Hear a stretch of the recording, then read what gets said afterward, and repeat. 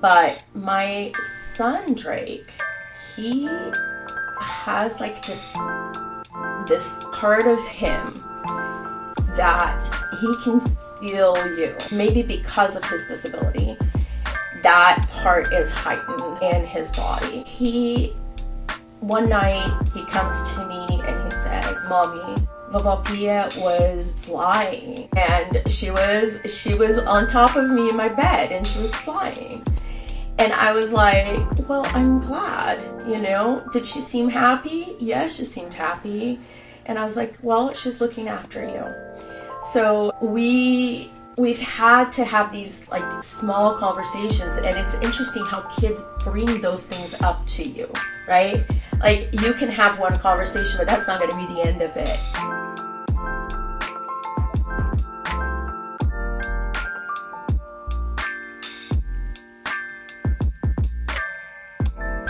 Backgrounds. I love it. Mine is the same. I have nothing. I haven't changed anything. No, same here. Same here. So all good. It's been end of the year. Like I'm honestly like I ended up taking an extra week off. So we went to Brazil for 2 weeks.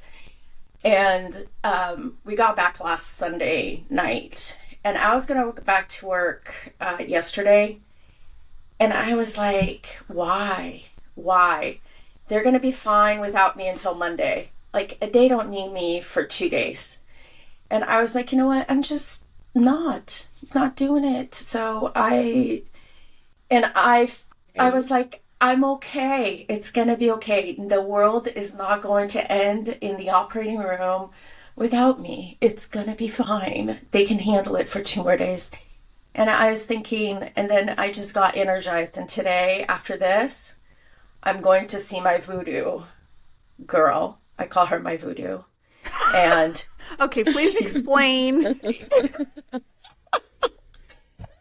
So for those of us. Yes. So she's amazing. Her name's Layla. And I got in touch with her through my integrative doctor. So she was like, you got to meet Layla. She's like this amazing person. She's an old soul. And anyway, she does energy work, but she also does like astrology stuff. So she reads your, like, trust me, like when the first time I saw her, I was like, what the did I get myself into? Like, it was like, no, this is not for me. But after talking to her, I am telling you, like, it's so, you can't make the stuff up. Like, she looks at my chart and she goes, when I did not get my promotion, she saw it at the time, like at that moment on my astrology chart, there was like, you're going to there was a break in your relationship. This is what that meant right here.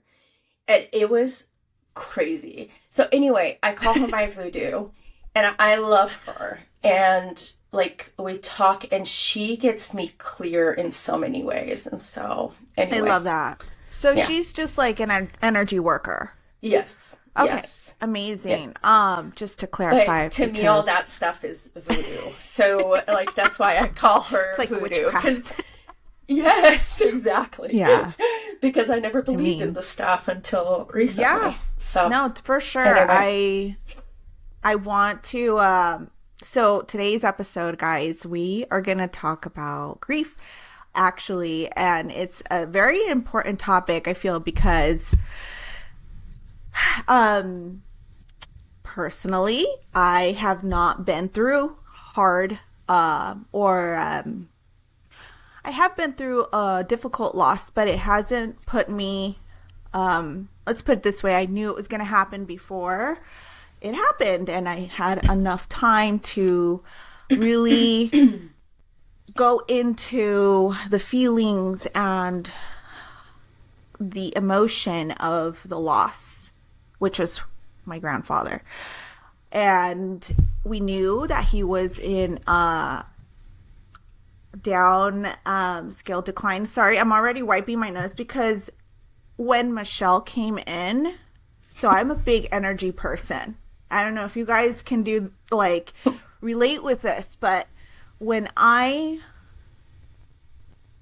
in front of people, I can feel certain energy from them. And when Michelle came in, I could just, even her voice was cracking. I could feel this deep, just a lot of emotion. So I'm not going to put a name to it. So I was already like tearing up. I was tearing up. I was like, okay, so now I have to control those nasalies. But today's episode says When Goodbye Comes. It's titled When Goodbye Comes, Conversations About Loss and Grief as a Family. And it's appropriate because Taisha and Michelle have both lost some very important people in their life. And we're going to talk about it a little bit today. Jill, how about you? What was your experience with loss? Before we get into it, how about you? I never really asked you, actually. I have experienced loss in my life, and I've experienced traumatic loss, which I think is kind of what you're speaking to, which I think is all loss is horrible and difficult. But I think when you have a traumatic loss, you lose someone unexpectedly or in a very tragic way, it affects you differently. It affects your nervous system differently. I know the loss that I'm speaking of that was traumatic was that I had a friend pass away very suddenly, very unexpectedly, a very close friend. And the trauma from the experience definitely lives on in my body and sometimes gets triggered in unexpected ways. But, what's interesting is what I have not dealt with yet is loss since becoming a parent. And I think that also is something different. The loss that I've suffered of family members close to me, or this particularly traumatic loss that was a friend of mine in my 20s, was before I had my daughter. And I think there really is something about managing grief when you also have to show up as a parent. And also in the cases where perhaps you have a child that's also grieving and how you manage that. And while I haven't navigated that personally, I have supported people close to me through that experience, and also some families I coach with kind of how can we put some of this, language into terms that a young child can understand. How do we facilitate those conversations? How do we try to navigate finding self-care time and time to manage our own feelings and still be present as a parent? So I have some experience with helping others through that, but that I have not dealt with personally. And I think that's like a whole other thing, which I know both Michelle and Taisha can speak to. Yeah, same here. And we're going to have, this will be a part 1. We're going to have our expert speaker, Natalie Lamb, to join us also on our part 2. Please join us for that one. I think it's a lot of insight that she'll bring to the table to help us as parents show up for our kids. But let's go with Michelle. So why don't we start from the top? I know like for about a couple months now, you've been expressing that, your dad was sick. And I'm sure now losing a parent is even more a profound experience now that I'm not sure when you lost your mother. So why don't we just start from when it all began, kind of, I guess, with your father. And if you'd like to talk about your mom as well, and how as a parent were you able to navigate or still navigating those first days and now weeks after his passing? Sure. So my dad passed on 11/24, so a little bit over a month ago. And my mom actually passed August of 2023. And it's an interesting feeling not having parents. So for people that are out there that either they didn't know their parents or they have lost their parents, it's, for me, it has been kind of like, I don't have a mom and dad to go to anymore. And that is kind of a daunting feeling that I don't have that. I think that I don't want to make this too deep because I mean, we'll get there. But I want to tell a story because I feel like this has led me to the way that I dealt with my kids. I was trying to bring it in a different way, but I think that I need to start from the beginning, and so we'll get there in a little bit. Okay. My husband and I, when we got married, we had a dog, and his name was Drake. And so he was about 12 years old when I got pregnant. And we knew that he was old. He was an old dog. And we knew that he was going to pass, we were going to have to, he wasn't going to last that much longer. And so when we were trying to decide our son's name, we were like, we love the name Drake. So how long do we really think that we're going to have two Drakes in the house? Do you think that we can make this work?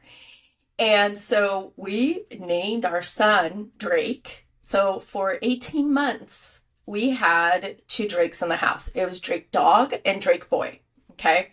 So it was just I know. Everybody like, okay, why? Yes, you named your son after a dog. But the reason I say this story, that I tell this story. Or you named your dog after a human. That's what yes. Well, we actually named our dog after the male duck. Male ducks are called Drake, not the Drake singer. So male ducks are called Drakes, and my husband is a hunter. He's a duck hunter. So our house is full of Drakes because they're the male ducks. So anyway, we named our son after our dog. And so, but when we had, when Drake dog, when we put him out because he was really sick, we actually have him in an urn in our living room. So you, for 2 months, had Drake and Drake. Actually, it was 18 months. We had Drake months. boy, we had Drake boy and Drake dog. But one of the things that we did was that we had an urn of Drake, and we have his picture, the Drake dog, up on top of in our house. And so ever since they were little, like, we always talked about Drake dog. And so when anybody or anything or any animal dies, we just say, oh, the ducks are running in, with Drake dog now. They're with Drake dog. They're with Drake dog. So from the beginning of our, with my kids, Drake dog has always been the safe place for people who have passed or animals that have passed or anything like that. So we've always kept, whenever like any animals or anything, oh, now they're with Drake dog. So we've made this kind of a lighter thing in our house, right? So when you spoke about death, if I'm getting this right, you would connect with the idea of Drake dog. Correct. The reason is because, and this, we can get kind of deep into this, but we're not a very religious family. We don't follow religion. We don't go to church. We don't have that. So for us, it's been, Drake dog has been a figure in our family that means they're in heaven, or they are, in a good place, or they're throwing the ball to Drake dog, or whatever that is. So we've made it kind of a safe environment. And I want to get to, and I'm sorry this is taking so long, but I do have a point on this. So I was like you, Jackie, And in our family, we were like you. Like, we had never lost anybody close, ever. Drake Dog was my first, like, loss of even an animal that was that close to me and to my husband. And ever since then, we have experienced other deaths. One was one of John's really good friend. He was 34 years old. And the other one was a very interesting story because this was the very first time that we actually talked about death in our house. My daughter goes to a school here in Huntington Beach, and her school principal jumped off of a building at Disneyland and killed himself. So it was all over the news. And of course it happened in Rio's school. And he was a school principal, and he was like a great guy, but something happened in his life that he had to, like, he made that decision and he made that choice. And apparently Disneyland has a really high parking garage, and that's where people go to kill themselves. I know that this is totally, like, it doesn't go with, with what Disneyland probably wants to be known for. But wow. That's where people, I guess that they've had that happen quite a few times. But it happened with her school principal. And when I found out, we actually had to sit down with her because she was going to go to school the next day, and everybody was going to be talking about this.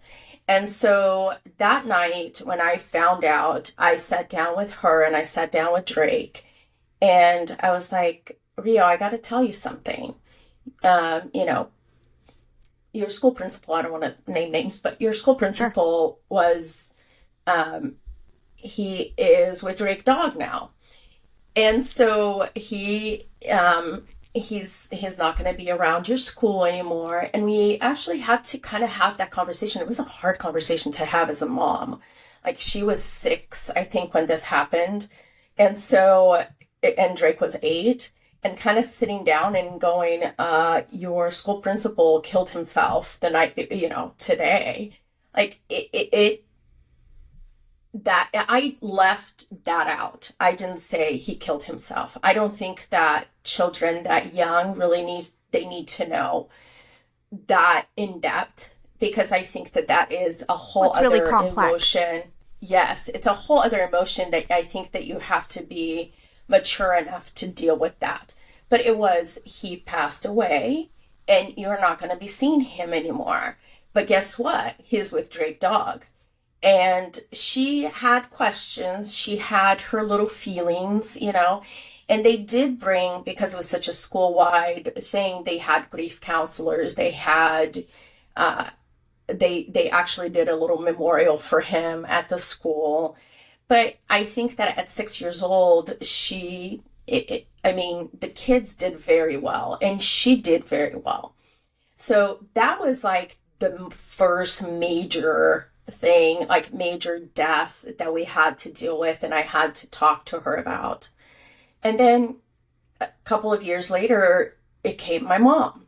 And so my mom she was in Brazil, and she got really sick, and she was already sick, but she had pneumonia, ended up going to the hospital, and within a week she passed. And so I went down to Brazil, and when I came back, I was like, we have to sit down and we have to talk about this. So Vovó Pia, which is my mom, she passed away. And guess what? Guess who she's with? She's with Drake Dog. So, I mean, Drake Dog has kind of become our, safe place. And it was, for them, I think my mom was a little easier because they were a little younger too. But my son, Drake, he has like this part of him that he can feel you. He has like this, maybe because of his disability, that part is heightened in his body. And one night, he comes to me and he says, Mommy, Vovó Pia was flying. And she was on top of me in my bed and she was flying. And I was like, well, I'm glad, Did she seem happy? Yes, she seemed happy. And I was like, well, she's looking after you. So we've had to have these like small conversations, and it's interesting how kids bring those things up to you, right? Like you can have one conversation, but that's not going to be the end of it. Things are going to keep coming up, especially when you're bringing up stories, when you're talking about, when I was little, Vovó Pia did this or whatever. When you bring these things up, then this happened with my dad, and I told him, I said, hey, Vovô Newton is not feeling good. I went back to Brazil for a week, and I actually spent some time with him before he was in the hospital, but he was still 100% with it. And it was really, I am so appreciative of that time that I spent with him. But when he actually passed away, I was not in Brazil. I wasn't there.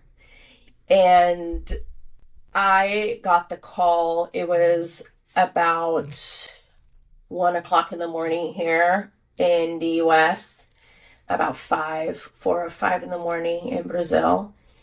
And I just bawled. I woke up and I was, of course, I got the call, and it was like it was all of that expectation and, like it's going to happen at some point, and then it just came together.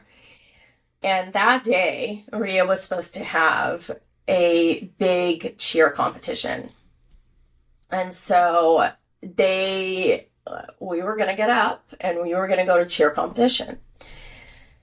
They decided that they weren't going to do it. So I was like, okay, so I'm going to sit down with the kids and I'm going to tell them. So I brought them to the bed and I said, hey, Vovô Newton passed. And Rio, with full tears in her eyes, she looks at me and she goes, Mommy, you don't have any parents anymore. And that was the first thing that my 7-year-old told me, right? And I looked at her and I said, but it's okay. Guess what? I am your parent now. Okay? I'll always be your parent. And it's okay. Guess what? They're with Drake Dog and they're happy and they're better. They were sick. They're feeling better. And then they decided that they were going to go back to competition. So we got up, got dressed, and we went to cheer competition that day. I was in pieces. She was totally fine, But we went back just a couple of weeks ago, and the first thing that Drake wanted to do when I told them that we were going to go back for Christmas and we were going to go see Vovó and Vovó's grave, he's like, can we make a plaque for them? I want to make a plaque for them. And he's been talking about a plaque for my mom since she passed. And I was like, okay, well, we can do that. What do you want to say? And he's like, we love you, Vovó Pia. We love you, Vovô Newton. And I was like, okay, we'll make a plaque. And so I asked my brother to make this plaque, and I actually have a picture of them putting the plaques down. And we went to the cemetery, and they had a smile on their face. It took forever to find where they were. And it was hard on me because I was not there for my dad's funeral. In Brazil, they buried the person within 24 hours. That's what I heard. Yeah. And so I didn't make it. So my dad passed at about 4:00 in the morning in Brazil. I'm so He was sorry. buried by 4 in the afternoon. And I was like trying to see if we should hold 48 hours or whatever. But I decided that I wasn't going to go. I was just going to wait and go for Christmas, which was what the plan was, to spend his last Christmas with him. But we ended up spending with my brothers and sisters. But, I tell this whole story and I come around, and I'm sorry it's taken so long, but I feel like it had to be like an explanation from when we started with Drake Dog to understand, for you to understand how it has been dealing with death in our family has looked like. I don't know how other moms and who are more religious, other families who are more religious, how they deal with this. But I also thought it was very interesting how their little feelings come up and the little things that they will say to you, how those things come out even at times that you're not expecting them to come out. And so they process things in their own little time. They go through their grieving process also, but in their own way. And I feel like I look at my brother, for example. I was there and I was like, hey, do you guys want to go see mom and dad? And they're like, no, my daughter will never go to a cemetery. Like, this is not something we do. Oh, and that's how I grew up. I grew up that way. Okay. We don't go to cemeteries. Like, we don't talk about death in the house. Like, that's how I grew up in a Mormon.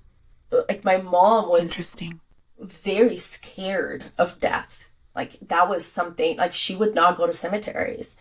And so I look at the difference that it made, like, for me to be able to talk about death with my children from the beginning and how they are dealing with it now, and how I don't know, because I didn't really deal with death back then, but how would I have dealt with it? My mom probably would have said, you're not going to the cemetery. Yeah. I don't know. Right? Yeah. And for us, and that's kind of how my brother is. My brother would never take his daughter to see their grave. Wow. But for us, it was like, okay, let's go and let's put a plaque. And, they probably have already been taken off, because they're very weird about taking things off. You can put flowers and things, but you can't put a plaque next to a plaque there, I guess. So we just put it there, and I made a small one, and it totally fulfilled the purpose for my kids to say goodbye. So I love that. That is my story. And that was kind of how I dealt with death with my children. Me, on the other hand, that's a whole other conversation. So, going into that a little bit before we, talk about other forms of death in the family, how did you, as a parent, also a parent of a complex kid, I'm sure you had to adapt your conversations around your feelings. How did you deal with feeling your feelings? And also, did you find, I almost feel like, did you guard your feelings to not, make it more difficult for them to see you a certain way, torn? Are you still doing that? Have you looked for grieving or support groups, right? Like, how are you doing, Michelle?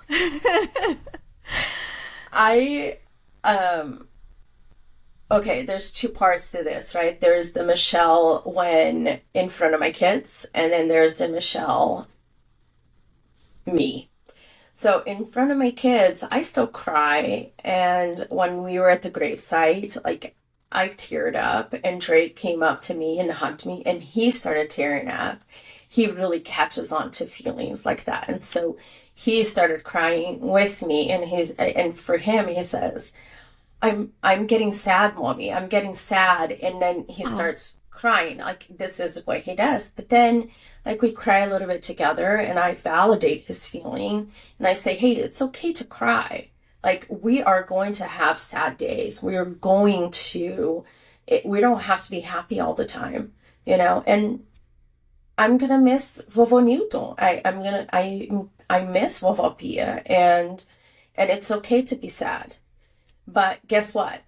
We have other things that we're going to be doing later on today. And you just kind of transition things into, because you don't want, you know, a kid to cry all day long over something. So you just, and they're so quick to bounce, you know. So it was easy to do that. Now, me, on the other hand, I got really, really pissed off at my husband, and I let it all out for 2 weeks, and the poor guy took it like a champ, and all I did was yell and scream and blame him for everything that was happening in my life until I got to Brazil, and we actually had a therapy session because our couples therapist is from Brazil. She's from my city. She speaks English, so she does therapy in English for us, but she's from my city in Brazil, and we went in person, and she looked at me and she said, you know that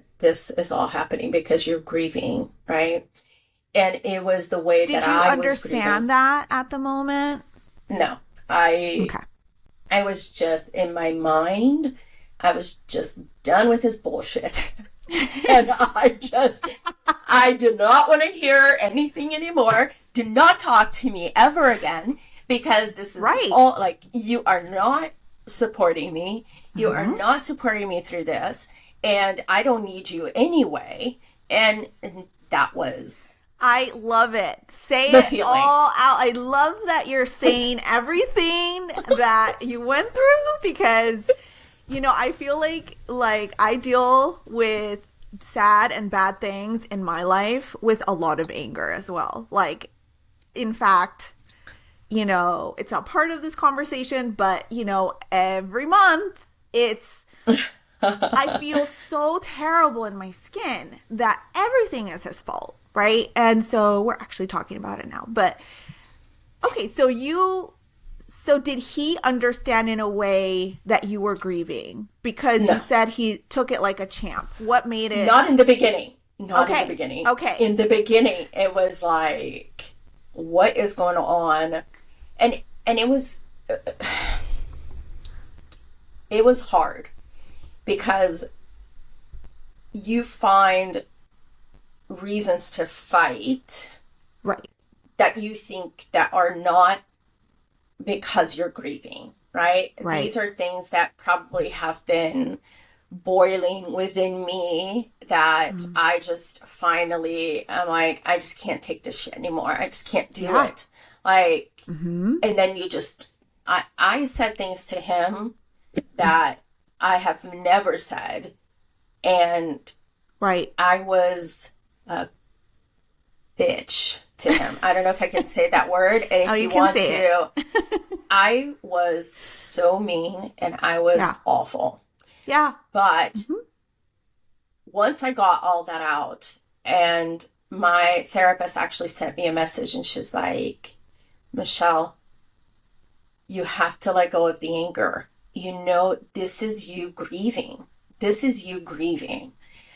And it took me a few days to actually understand. And I will tell you this. I actually probably did not take that into consideration until my sister told me I did the same thing with my husband. I just let it all out with my husband. And then I finally was like, okay, so I was grieving. So it wasn't just me, and it wasn't just my husband doing everything wrong. It was the grieving process. So, I mean, I had to say a lot of sorries. Yes. I mean, at least you can say them. Some of us can't sometimes, and we still think we're, you know, valid for being a total bitch. I'm going to say it loud, and I'm going to say it not proud. Not proud, but that's how it goes down sometimes, right? But that was really hard. And I didn't realize that all the anger was that. I really didn't at the time. And and I am so glad. Every mom out there, please listen to this. Listen and listen and listen. If you don't have a therapist, if you don't have somebody that you can count on, that you can talk to, go find that person. Because everybody needs to have somebody, a sounding board, to be able to tell you it's okay to do this, or hey, this is what's happening to you right now.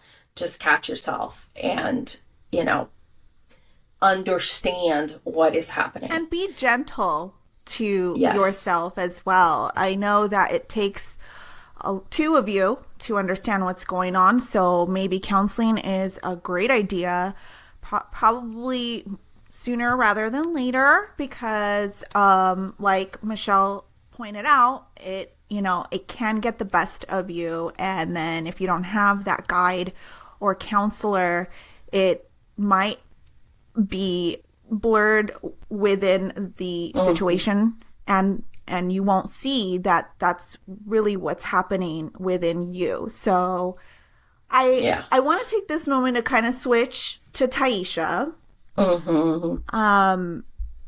Just because we don't have the hours and hours, but I would love I can't wait to hear Taisha's story. I can't wait. Yes. I really can't.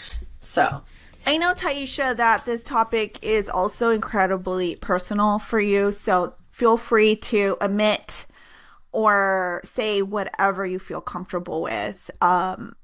Your loss is one of my biggest fears in life. And it's so different than Michelle's because of the nature of it, and I'll let you explain that, but I do really deeply appreciate your willingness to share, and just tell us about your journey of grieving your son. So, for starters, I'm gonna go back really quickly. So, as a social worker, I work with families and things of that nature. So it was one part, I want to say like maybe 2015, one of my close friends, her mom was going through the grieving process, because, her daughter was young and, they were like family to me. So I showed up for them. I was showing up for everybody. One of my best friends, it was, I want to say my first going on second year in college, he was killed in a really bad car accident, the night of Thanksgiving, like right before Thanksgiving. So I'm seeing his mom grieve. So I was just like, there's a word for a kid who loses a child. They are known as orphans. And I was like, but there's not a word for parents who lose a child. Like there's nothing for them. So I took the word orphan and I spelled it backwards, and it spells nephro, and it's never allow a heartbroken parent to remain oppressed. So I took that and I started a self-help support group for parents who had lost a child. So I was, helping them understand grief. Grief comes in stages. It's denial. We get angry. We bargain. We go through depression. And at some point we accept it. However, we also know that with grief, it doesn't matter which one comes first, because it's a constant cycle that just keep going. So, March 2024, I got ready to do my bounce back convention, which was March 3rd, I think. March 2nd is when it was. And my title was Breakthrough, Build and Believe.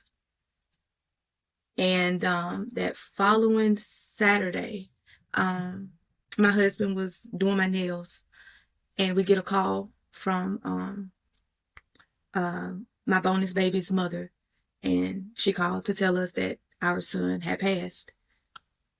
And when we got the call, it was like, what?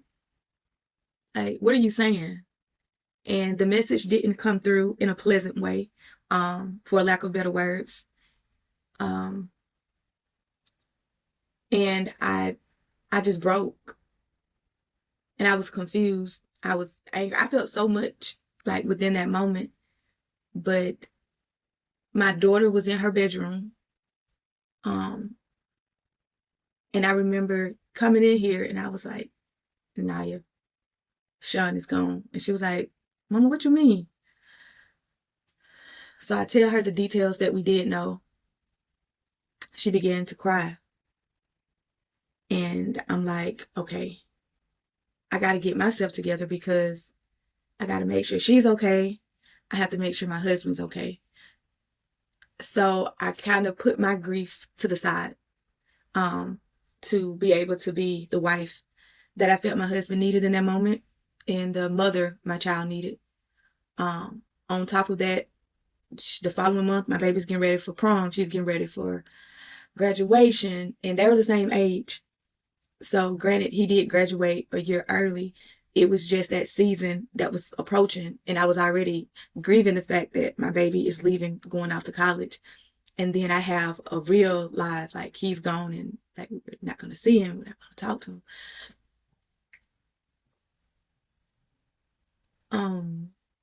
And knowing the battle that my husband had with the whole situation. Going through. Didn't want to interrupt you. Go ahead. No, you're fine.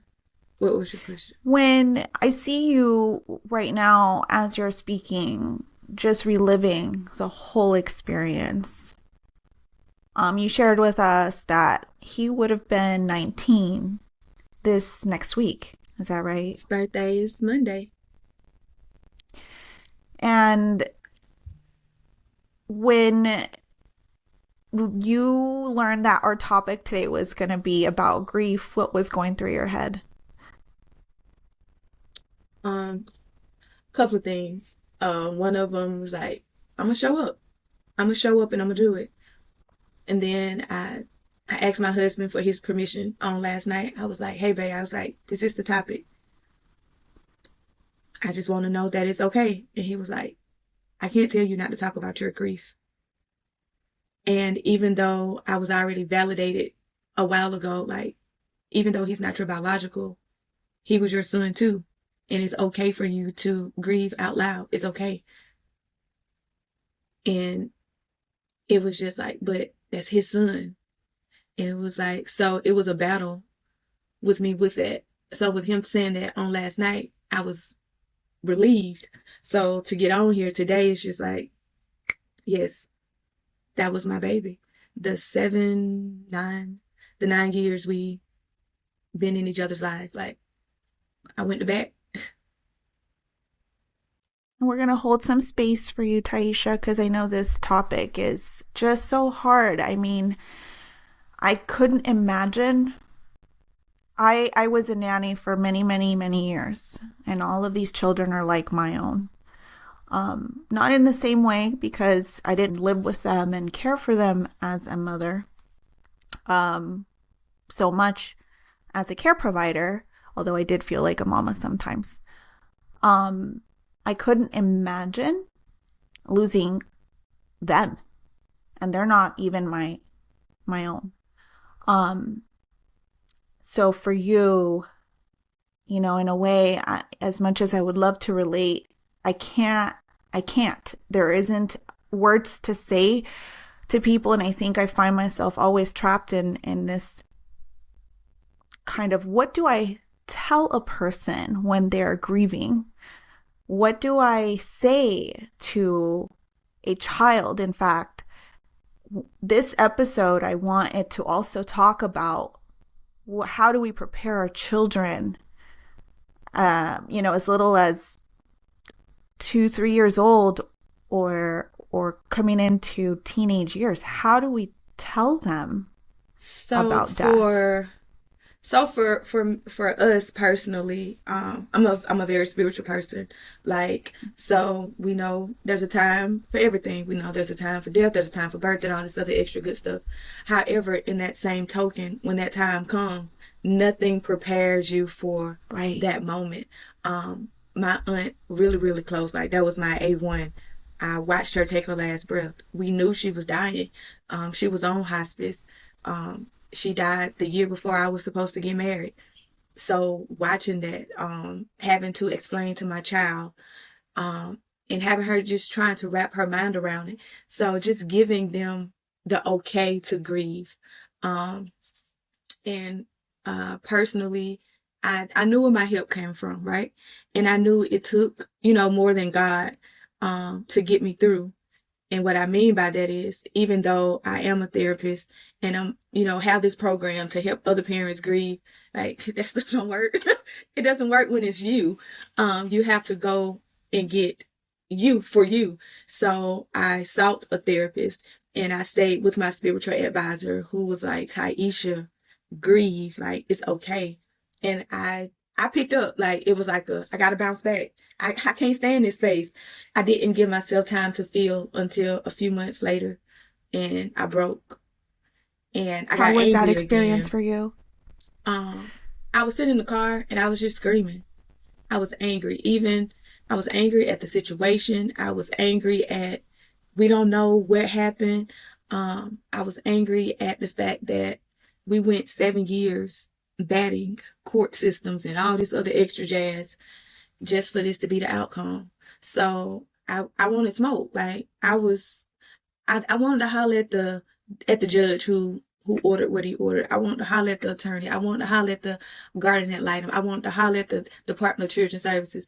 And when I say I wanted to holler at them, it was like, listen, I need for y'all to know that because of I feel like your poor job, your poor execution, this is what we're left with. Our son is no longer here. And if you had have done what we knew was right, we probably wouldn't be here. So I went through all of those Very moments, hard. and to this day, I can say I still feel how I feel. And when I feel those different emotions, I give myself permission to feel. And if I want to cry, I'm gonna cry. If I want to be mad, I'm gonna be mad. But even in that, I don't stay there because I give myself permission to feel in that moment. The problem comes when I stay in it and I just allow it to overtake me. It's not healthy, and that I know. But I see, like when my husband, his looks different. And the fact that I know it's grief, I don't get offended. I don't get offended when he's upset. I don't get offended when it's a random, him going out for something so small that I know he wouldn't have, been triggered by it. And with him being a high school coach, he's surrounded by boys. He's a middle school teacher. He's surrounded by kids. Me having to take classes on suicide and things of that nature, and it was like, I do not want to be here. So it's a constant circle, and my child actually has a therapist because I couldn't be her therapist. So I knew we needed extra help. And the same way God put doctors and stuff here, if I was to break my arm, I knew he had somebody here for a heartbreak who's gonna, help get me through the moments. So, Taisha, one of the things that you talked about that I think was a little different than what I went through in the grieving process is that blame. You want to blame somebody. You want to find the reason. You want to go after whoever it was that made this happen, that part of the grieving process. For me, with my parents, it was an acceptance part. They were old, they were sick, and they are actually in a better position now than they were when they were alive. So I see that difference when it is the other way around. But at the same time, now that I'm just thinking about it, when you talk about these things kind of come to you. Maybe I was blaming my husband for everything at the time. So maybe that was my blame part, Yep. But not necessarily a blame on, hey, my parents died, somebody did this to them. So, right. But that part of with a child, I honestly, I can't even think about this. Like, with my children, my Yeah, 10 and my 8-year-old. It's wow. And it's crazy because even with the accepting thing, it's like I know he's in a better situation because the situation he was in when he was on the earthly side, it wasn't ideal. I know he was in pain. I know he dealt with turmoil. These are the things I know. And it's selfish of me to be like, but God, why? And it was like he had a choice. He chose. And if love allows and we love him the way that we say we love him, then how can we be mad because he chose? Right. So that's a way of accepting for me. Yeah. I think I'm sorry to interrupt, but I have a question that just popped in my mind. And it is, as a parent, the amount of guilt that you must feel. What could I have done? I've played it so many times. And it's, again, like I said, that was my bonus son, but that was my baby. Like, that was, we had our own special bond. And it was just like, could we have fought the court harder? Could we have done this? Could we have done that? What could we have done where he was actually here with us and not have to have experienced the things he experienced when he was not with us? Like, so it was a lot of, those questions. And I had to snap out of that like really quick because it was like, y'all did everything possible. But he chose. And that's what keeps me sane. That's what keeps me able to keep going with life. And being able to show up for my husband and for my child when they have those moments. And when I have my moments, knowing that it's okay to have my moments. So just working through it. Like I said, his birthday is Monday. I don't know what kind of headspace I'm gonna be in. I don't know. Like, I didn't know how I was gonna do this today, but Yeah. yeah, I was, God gave me strength, and I'm thankful to be able to, speak on it to this degree. I haven't spoken on it publicly. Of course, I spoke on it, with my spiritual advisor, with my therapist, with my husband, how I feel, and, my best friend. But even today, this space, is only so much I can say, because it's like, it's not my story to share. I'm involved in it, but my portion, the pieces that I want to say, the pieces that hits home for me, I can speak on that. I can't speak so much on, the situation, Of course. per se, because it's not my, it's not my story. Like I stated, it's not my story to tell. And that's just today. I don't know what the future may hold and how much more that I'm able to publicly release about the situation at hand. Absolutely. So. And you don't have to. And also, we're going to have a continuation of this conversation. Maybe by next time and the next episode, we can go into a little bit more about how, as parents, grieving parents, but also parents that want to prepare our children for even the loss of like our pet dog, right?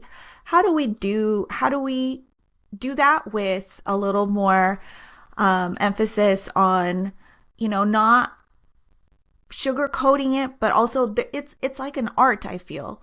And I think that both of you and your child, our children along with us, grieve in different ways.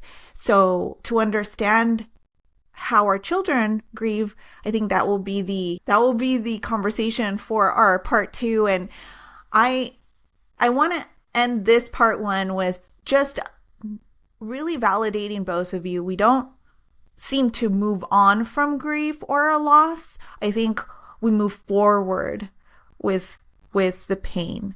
I think that a lot of the time when we get, you're still grieving, it's just not helpful. And if we understand, I actually was listening to a couple, speakers on grief before I came and did this episode, one of them being Tanya Villanueva Tepper. And she said something so amazing. She said that if we understand that actually we're heroes of our journey, and through the darkness of grief we see light, the light of love, and we see it as an act of love, it's much easier to be gentler with ourselves and others going through it. Because if you really think about it, it's because you love them so much that you're going through this heartache. And when you understand that, then you can also see someone grieve and not carry these negative emotions that you're feeling by seeing them suffer, but rather support them in the way that they feel their love for the person or their, someone that they lost. So that changed my whole attitude actually on seeing someone grieve, because for me, it was so difficult just to see someone so sad and to accept that as the end all of, there's no solution at this point. And I'm not, you almost want to try to find one. But if you Right. see it as a devoted, a devoted part of your life that they're devoting to this person they lost out of love, then it's so actually beautiful. Jill, did you want to add anything before we left or on this note on today's episode? I guess just to thank you guys for sharing and sharing so openly. And I'm so sorry for your pain and for your loss, and I'm feeling it right along with you. What I keep thinking about, and maybe this is something we can also talk a little about in the next episode. One, just some thoughts on how to manage and have some of those conversations, especially with the younger set, and kind of what that looks like and how we can use tools like play or even like books to be supportive of these things that kind of feel very abstract with our young kids.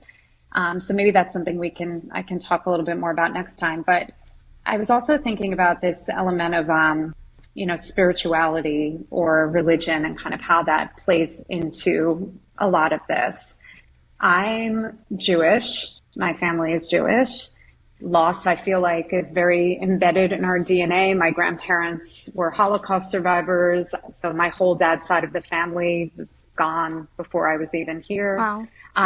So it's just like kind of very built into, I feel like, my whole experience. But something that I always come back to was I had only been to Jewish funerals. All of my relatives that I've lost everything, were also Jewish. And there's something about it that was always just so much about the loss and the sadness and just kind of drowning in the sadness of the loss. And it wasn't until I was an adult that I went to a non-Jewish funeral. I had one of my best friends actually lost her brother, which was a horrible situation, but it was more of a celebration of life is the only way I know how to explain it. And it was such a foreign concept to me because everything I'd ever known of grief and loss was so much just about that drowning in the loss. So what you were just saying, Jackie, about this idea of that it means that we just loved so much, I feel like it's kind of falling into that piece of it for me, this idea of the celebration with the loss, the celebration of the love that you had for the loss to hurt so much, the celebration of that person and what they meant and what they were and when they were here, and what they will mean going forward, even when they're not. And so as we're just kind of closing things out, I'm thinking a lot about that and how there's room for both things. There's room for the pain and the loss and the sadness, and that there's also room for the celebration and the deep love and the laughter, and these other things too, and just kind of reconciling with that mix of emotions, which something for me that I did not experience for most of my life around loss and death and grief. But as I think about how I want to have these conversations as a parent and how maybe I can facilitate some of this for my daughter, allowing some space for that and kind of considering that piece of it too. So I hope that made sense. I don't know. I'm kind of... That's beautiful. Yeah. That's such a beautiful way to end today's episode. Michelle, did you want to say anything? Taisha, anything else before we left? Only thing I will say is, parents, adults, allow yourself, grant yourself permission to feel how you feel. A lot of times we carry so much, and just because we carry it and we still look good doing so, it does not mean it feels good. So if you know someone who has gone through a loss, a close loss, check on them from time to time, because in the beginning, we're there for the funeral, we're there for the repast, we're there for all of these things. But when the door closes and everything is said and done, that's when we need you guys the most. Yes. So don't forget to check in on your strong friends, those who look like they got it. That's right. And this right here just kind of prompted me back to start back my NAFRO group. Though I am a grieving parent, I still can't allow the other parents to remain oppressed. And even with the kids, there's a program that I started called CLAP, and that's for children living without a parent or a sibling. So I'm just grateful God chose me for this journey.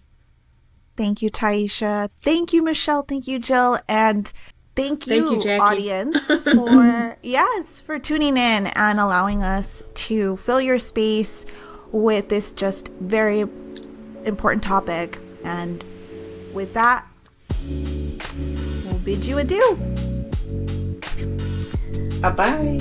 Bye. I just wanted to take a moment to speak directly to anyone listening who may be struggling with grief, loss, or thoughts of suicide. Please know you're not alone, and you don't have to carry it all by yourself. There is support out there, and it is okay to reach out for it. If you are in the US or Canada, you can call or text 988 anytime, day or night, to speak with someone who truly wants to help. We've also included links in the show notes to organizations that offer support for grief, mental health, and suicide loss. Take care of yourself, give yourself grace, and know that healing takes time. We're sending love to anyone who needed this conversation today.